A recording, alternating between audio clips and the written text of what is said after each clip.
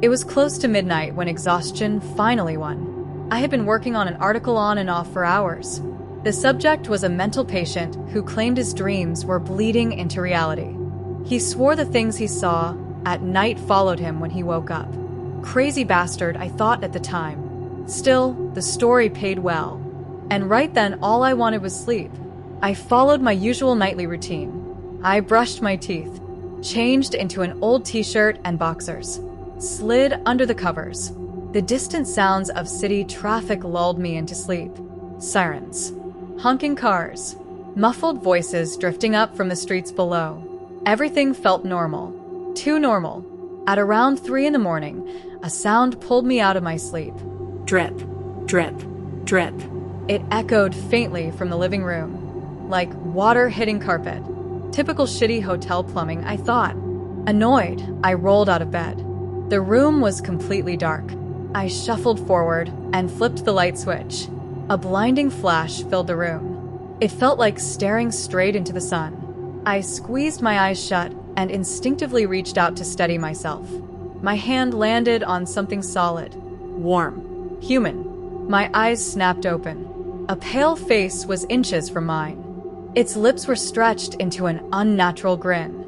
The word smile was carved crudely into its forehead. Saliva dripped from its mouth, mixed with dark, sticky blood. Rows of long, filthy, needle-like teeth filled the open grin. Ah, fu asterisco katta. I screamed. I spun around to run. Something yanked my arm back. My body froze instantly. Cold spread through my veins. Its grip tightened, crushing. I couldn't breathe. Going somewhere? It asked. Its voice overlapped itself. 2 tones. One low and growling, the other sharp and mocking. Panic snapped me free. I tore myself loose and bolted. Out of the room. Down the hallway. My feet slapped against the carpet as I ran. The front door was in sight. Suddenly, a burning pain tore down my back. I cried out and stumbled forward. I looked over my shoulder. Its claws were coated in fresh blood. My blood. I didn't stop. Adrenaline pushed me forward. I burst through the front doors and into the streets of New York City. The city was alive. Cars sped past. People crowded the sidewalks. Help. I screamed. No one turned. No one reacted. I waved my arms. I begged. I screamed until my throat burned. It was like I didn't exist. Cold hands grabbed me again. I was spun violently around. Pain exploded through my stomach.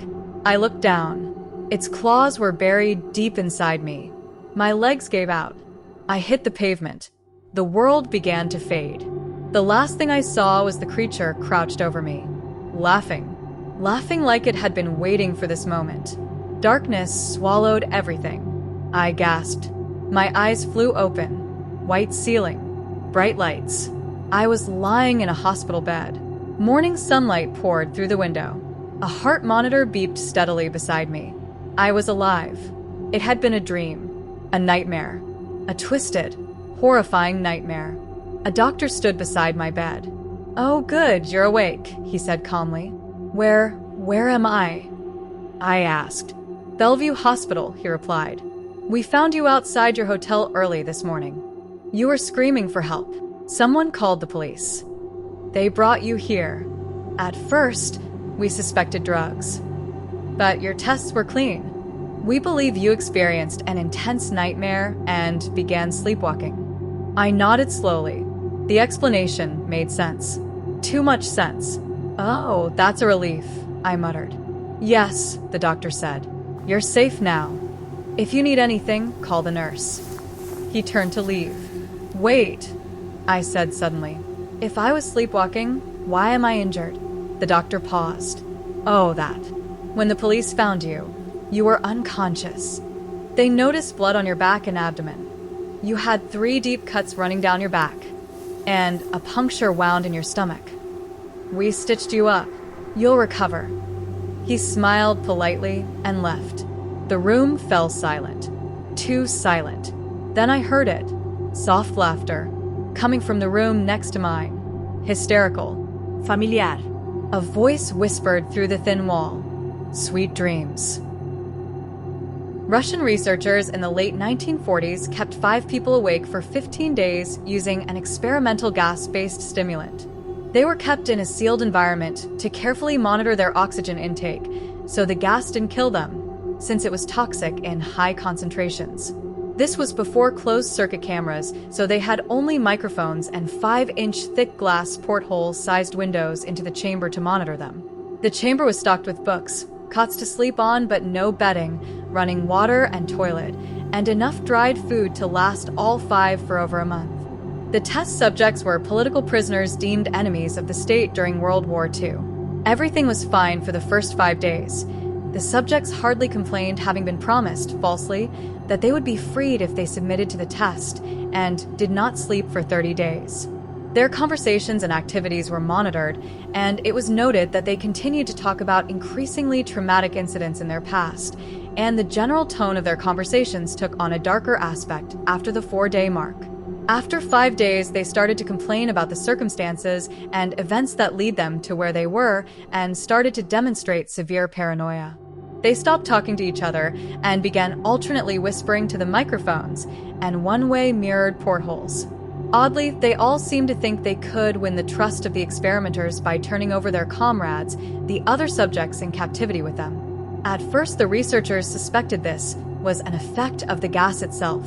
After 9 days, the first of them started screaming. He ran the length of the chamber, repeatedly yelling at the top of his lungs for 3 hours straight. He continued attempting to scream, but was only able to produce occasional squeaks. The researchers postulated that he had physically torn his vocal cords. The most surprising thing about this behavior is how the other captives reacted to it, or rather didn't react to it. They continued whispering to the microphones, until the second of the captives started to scream. The 2 non-screaming captives took the books apart, smeared page after page with their own feces, and pasted them calmly over the glass portholes. The screaming promptly stopped. So did the whispering to the microphones. After 3 more days passed, the researchers checked the microphones hourly to make sure they were working, since they thought it impossible that no sound could be coming. With 5 people inside, the oxygen consumption in the chamber indicated that all 5 must still be alive. In fact, it was the amount of oxygen 5 people would consume at a very heavy level of strenuous exercise.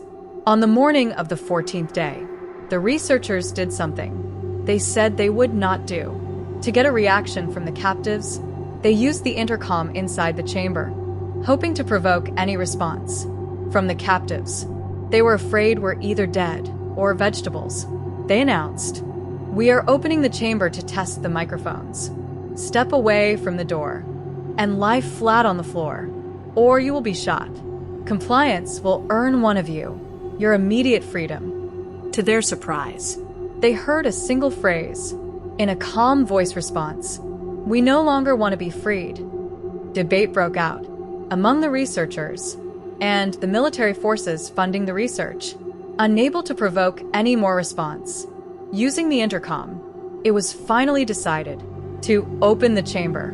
At midnight, on the 15th day, the chamber was flushed of the stimulant gas and filled with fresh air, and immediately, voices from the microphones began to object. 3 different voices began begging, as if pleading, for the life of loved ones, to turn the gas back on. The chamber was opened, and soldiers sent in to retrieve the test subjects. They began to scream, louder than ever, and so did the soldiers, when they saw what was inside.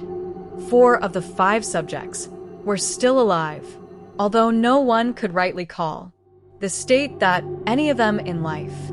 The food rations past day 5 had not been so much as touched. There were chunks of meat from the dead test subjects, thighs and chests stuffed into the drain in the center of the chamber, blocking the drain and allowing 4 inches of water to accumulate on the floor. Precisely how much of the water on the floor was actually blood was never determined. All 4 surviving test subjects also had large portions of muscle and skin torn away from their bodies. The destruction of flesh and exposed bone on their fingertips indicated that the wounds were inflicted by hand. Not with teeth, as the researchers initially thought. Closer examination of the position and angles of the wounds indicated that most, if not all of them, were self-inflicted. The abdominal organs below the ribcage of all 4 test subjects had been removed, while the heart, lungs, and diaphragm remained in place. The skin and most of the muscles attached to the ribs had been ripped off, exposing the lungs through the ribcage. All the blood vessels and organs remained intact. They had just been taken out and laid on the floor, fanning out around the eviscerated but still living bodies of the subjects. The digestive tract of all 4 could be seen to be working, digesting food. It quickly became apparent that what they were digesting was their own flesh that they had ripped off and eaten over the course of days. Most of the soldiers were Russian special operatives at the facility, but still many refused to return to the chamber to remove the test subjects.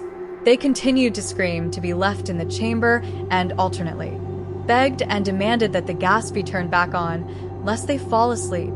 To everyone's surprise, the test subjects put up a fierce fight in the process of being removed from the chamber. One of the Russian soldiers died from having his throat ripped out. Another was gravely injured by having his testicles ripped off and an artery in his leg severed by one of the subject's teeth. Another 5 of the soldiers lost their lives if you count ones that committed suicide in the weeks following the incident. In the struggle, one of the 4 living subjects had his spleen ruptured, and he bled out almost immediately. The medical researchers attempted to sedate him, but this proved impossible. He was injected with more than 10 times the human dose of a morphine derivative and still fought like a cornered animal, breaking the ribs and arm of one doctor. When heart was seen to beat for a full 2 minutes after he had bled out to the point there was more air in his vascular system than blood. Even after it stopped, he continued to scream and flail for another 3 minutes, struggling to attack anyone in reach and just repeating the word more over and over, weaker and weaker, until he finally fell silent. The surviving 3 test subjects were heavily restrained and moved to a medical facility. The 2 with intact vocal cords continuously begging for the gas, demanding to be kept awake. The most injured of the 3 was taken to the only surgical operating room that the facility had. In the process of preparing the subject to have his organs placed back within his body, it was found that he was effectively immune to the sedative they had given him to prepare him for the surgery. He fought furiously against his restraints when the anesthetic gas was brought out to put him under. He managed to tear most of the way through a 4-inch wide leather strap on one wrist, even through the weight of a 200-pound soldier holding that wrist as well. It took only a little more anesthetic than normal to put him under, and the instant his eyelids fluttered and closed, His heart stopped. in the autopsy of the test subject that died on the operating table, it was found that his blood had triple the normal level of oxygen. His muscles that were still attached to his skeleton were badly torn, and he had broken 9 bones in his struggle to not be subdued. Most of them were from the force his own muscles had exerted on them. The second survivor had been the first of the group of 5 to start screaming. His vocal cords destroyed, he was unable to beg or object to surgery, and he only reacted by shaking his head violently in disapproval when the anesthetic gas was brought near him. He shook his head yes when someone suggested, reluctantly, they try the surgery without anesthetic, and did not react for the entire 6-hour procedure of replacing his abdominal organs and attempting to cover them with what remained of his skin. The surgeon presiding stated repeatedly that it should be medically possible for the patient to still be alive. One terrified nurse assisting the surgery stated that she had seen the patient's mouth curl into a smile several times, whenever his eyes met hers. When the surgery ended, the subject looked at the surgeon and began to wheeze loudly, attempting to talk while struggling. Assuming this must be something of drastic importance, the surgeon had a pen and pad fetched so the patient could write his message. It was simple: keep cutting. The other 2 test subjects were given the same surgery, both without anesthetic as well, although they had to be injected with a paralytic for the duration of the operation. The surgeon found it impossible to perform the operation while the patients laughed continuously. Once paralyzed, the subjects could only follow the attending researchers with their eyes. The paralytic cleared their system in an abnormally short period of time, and they were soon trying to escape there. Bonds. The moment they could speak, they were, again, asking for the stimulant gas. The researchers tried asking why they had injured themselves, why they had ripped out their own guts, and why they wanted to be given the gas again. Only one response was given: I must remain awake. All three subjects' restraints were reinforced, and they were placed back into the chamber awaiting determination as to what should be done with them. The researchers, facing the wrath of their military benefactors for having failed the stated goals of their project, considered euthanizing the surviving subjects. The commanding officer, an ex-KGB, instead saw potential and wanted to see what would happen if they were put back on the gas. The researchers strongly objected, but were overruled. In preparation for being sealed in the chamber again, the subjects were connected to an EEG monitor and had their restraints padded for long-term confinement. To everyone's surprise, all three stopped struggling the moment it was let slip that they were going back on the gas. It was obvious that At this point, all three were putting up a great struggle to stay awake. One of subjects that could speak was humming loudly and continuously. The mute subject was straining his legs against the leather bonds with all his might, first left, then right, then left again for something to focus on. The remaining subject was holding his head off his pillow and blinking rapidly. Having been the first to be wired for EEG, most of the researchers were monitoring his brain waves in surprise. They were normal most of the time, but sometimes flat-lined inexplicably. It looked as if he were repeatedly suffering brain death before returning to normal. As they focused on paper scrolling out of the brainwave monitor, only one nurse saw his eyes slip shut at the same moment his head hit the pillow. His brainwaves immediately changed to that of deep sleep, then flatlined for the last time as his heart simultaneously stopped.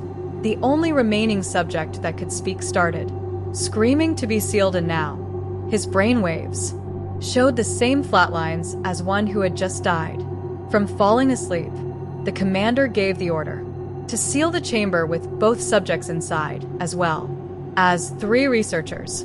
One of the named three immediately drew his gun and shot the commander point blank between the eyes, then turned the gun on the mute subject and blew his brains out as well. He pointed his gun at the remaining subject, still restrained to a bed, as the remaining members of the medical and research team fled the room. I won't be locked in here with these things. Not with you, he screamed at the man strapped to the table. what? Are you? He demanded. I must know. The subject smiled. Have you forgotten so easily? The subject asked. We are you. We are the madness that lurks within you, all begging to be free at every moment in your deepest animal mind. We are what you hide from in your beds every night. We are what you sedate into silence and paralysis when you go to the nocturnal haven where we cannot tread. The researcher paused, then aimed at the subject's heart and fired. The EEG flatlined as the subject weakly choked out, so nearly free. Please subscribe, friends. I've worked really hard. If you love your family, please subscribe.